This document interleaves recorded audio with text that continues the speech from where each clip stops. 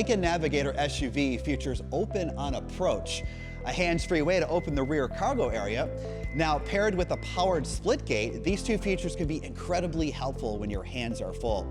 To set up open on approach, select the vehicle icon from the home screen, then settings, select vehicle and look for power split gate.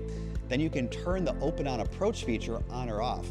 You can also customize how you would like the split gate to open, whether you prefer to have just the top portion open or both. Once set up, the open on approach feature requires no other gestures like pushing buttons or kicking under the bumper in order to open. All you need to make it operate is to have the key fob in your possession. Then stand within 3 feet of the rear of the vehicle for approximately 4 seconds. The vehicle will chime and the tail lamps will blink, letting you know the split gate is about to open.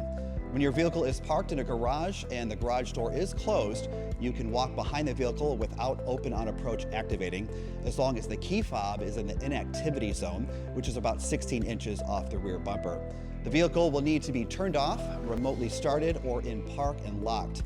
Easy, convenient, and useful when your hands are full. Thank you for watching and enjoy your Lincoln Navigator.